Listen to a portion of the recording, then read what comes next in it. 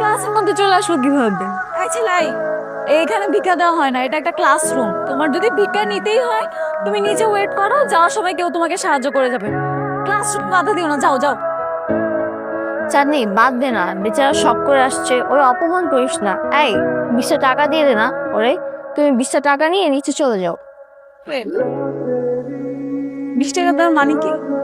Y, ওকে দেখেই তো বোঝা যাচ্ছে যে ও একটা সুস্থ স্বাভাবিক মানুষ। এই ছেলাই, তুমি সুস্থ না? তাহলে কেন আমাদের কাছে সাহায্য চাচ্ছ? তুমি রিক্সা চালাও, গ্যারেজে কাজ করো, হোটেলে কাজ করো, কিছু করে খাও, সুস্থ স্বাভাবিক মানুষ, মানুষের কাছে কেন সাহায্য চাবে তুমি? আমি তো এই জায়গায় কোনো সাহায্য চাইতে আসিনি। সাহায্য চাইতে আসেনি? তাহলে কেন এসেছো? আমি এই জায়গায় এসে ইফতেখার স্যারের লগে দেখা করতে। ইফতেখার স্যারের সাথে দেখা করতে আসছিস না? এসব দাম আমরা বুঝি। যা ক্লাসে দেবে যাবে না।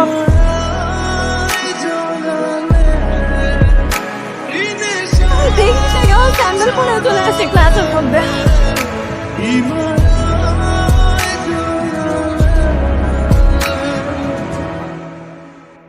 কি অবস্থা? ওয়ালাইকুম আসসালাম। সবাই কেমন আছো? সবাই ভালো আছে। বসো। আচ্ছা, স্যার আসসালামু আলাইকুম। ওয়ালাইকুম আসসালাম। কে তুমি? কি দরকার এখানে? স্যার ও তো ভিক্ষুক, দাঁড়ানে চোখ ফাঁকি দিয়ে চলে আসছে। ভিক্ষুক? না স্যার, আমি নূর ইসলাম, ইফতেখার স্যারের লগে দেখা করতে এসেছি। ইফতেখার স্যারের সঙ্গে? আমি তো ইফতেখার স্যার। আমার কাছে কেন এসেছো বলো? আপনি ইফতেখার স্যার? হ্যাঁ। আমি ভুবনপুর গ্রাম থেকে আইছি। এই যে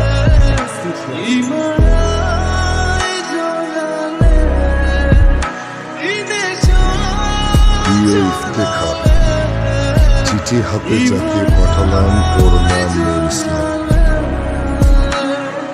আমার একমাত্র নাতি, আজ থেকে ওর সব দায় দায়িত্ব তোমার। ওর অনেক স্বপ্ন পড়াশোনা করার।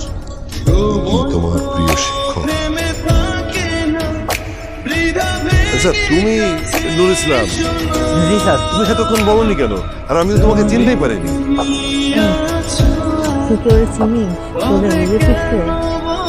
আমি তো কখনই দেখিনি, আমি চিনিও না, কোত্থেকে চলে আসছে? এইরকম রিলেটিভ আমাদের হবে।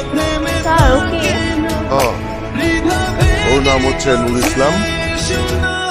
ও ও আমার আমার প্রিয় শিক্ষকের একমাত্র নাতি।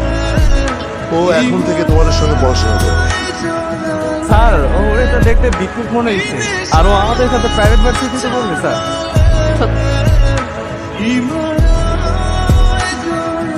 ও 100% ও এবারে পড়াশোনা করবে। ওকে দেখে খুব সাধারণ মনে হয়, তাই না? কিন্তু না, ও অসাধারণ ব্রিলিয়ান্ট একজন ছেলে।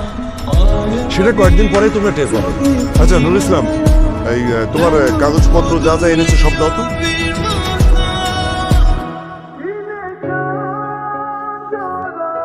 এই তুই কিছু বললি না? বল।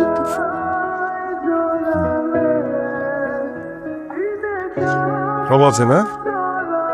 আচ্ছা নুর ইসলাম, তুমি তুমি একটু এদের সঙ্গে এখানে বসো, আমি আসছি। তোমরা একটু বসছো, আমি আসছি।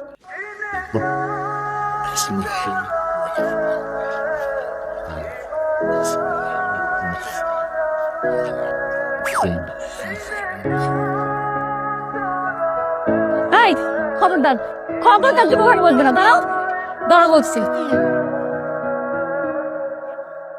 নূর, তোমার সব কাজ আমি কমপ্লিট করে দিয়েছি, রাখো। কালকের থেকে তোমার ক্লাস, আজকে আর তোমার কোনো কাজ নেই। তুমি এক কাজ করো, তুমি তুমি চাঁদনির সঙ্গে বাসায় চলে যাও। এই চাঁদনি, এদিকে আয় তোমার। এই তোরা বয়, আমি আসছি। নূর, ও হচ্ছে আমার মেয়ে, ওর নাম চাঁদনি। চাঁদনি শোন, তুই বাসায় যাওয়ার সময় ওকে সঙ্গে করে নিয়ে যাবি, ঠিক আছে? আর আমার আরো একটা ক্লাস আছে, আমি শেষ করে আসছি। ওকে বাসায় নিয়ে যাবি। বাথরুমে যাওয়ার বাথরুমে যা রেখে বদনা নেই, বদনা দরকার ছিল। আমাদের বদনা না থাকে তাহলে কেমনে কি? এটা জানো তুই তো দেখাই দে না সেটা। আমি ওকে দেখাই দিয়ে আসবো কিভাবে বাথরুম ইউজ করতে হয়, কিভাবে বসতে হয়, কিভাবে ক্লাস করতে হয়। চাচি এই, কি বললা তুমি? আমি দেয়নি, আমি দরজাল।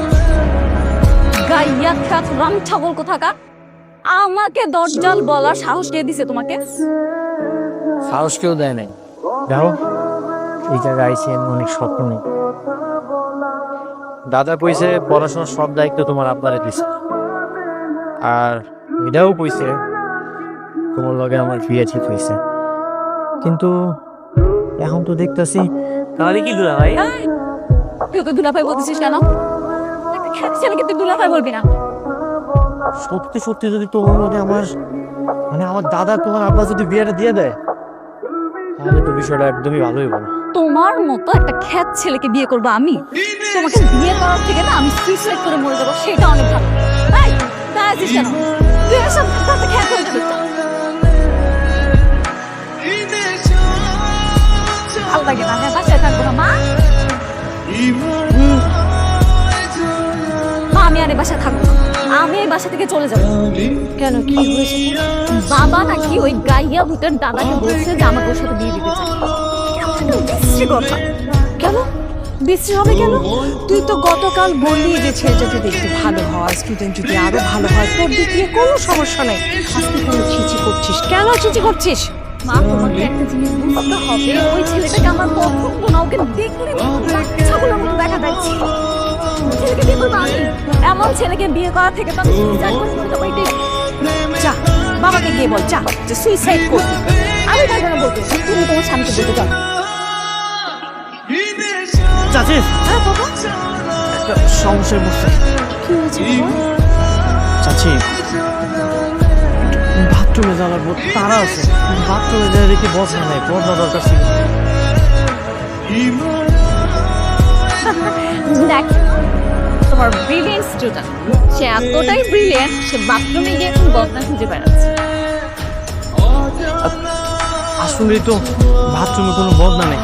এখন যদি বদনা না থাকে তাহলে কেমনে কি? গ্রামে হইলে তো যে কোনো কিছু একটা ব্যবস্থা করুন যেত, কিন্তু এই জায়গায় যেহেতু বদনা নেই তাহলে কেমন?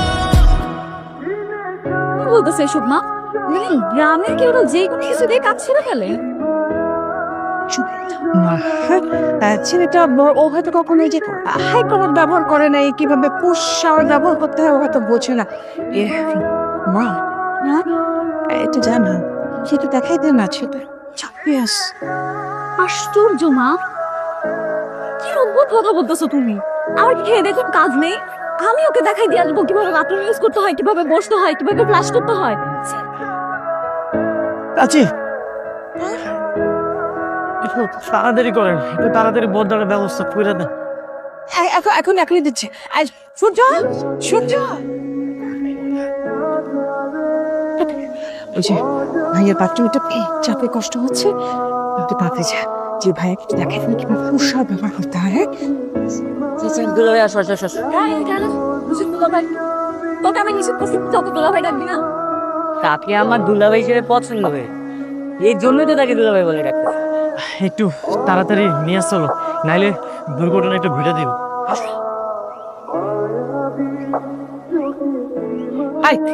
তুই এখানে ছবির মতো দাঁড়ায় আছিস কেন? ঘরে যা। না, আমি দেখতেছি যে একদিনের মধ্যে আমাদের বাসটা কি সুন্দর করে চিড়িয়াখানা হয়ে গেছে। মা, বুঝবো না তো তোমার এরকম চা পাতা বুঝবা তখন কেমন লাগে। এই, তোকে বন্ধ একটা। আর তুই শিখে দিবি ওকে কিভাবে বাথরুম ইউজ করে। আচ্ছা দুলাভাই তাহলে আমি আসি। এই বড় ছেলেকে যদি তুই দুলাভাই বলছিস না, আমি তোকে ভাই হিসেবে পরিচয় দিব না। দাঁড়াচ্ছিস কেন? আমার কাছে সারা যাও যাও যাও।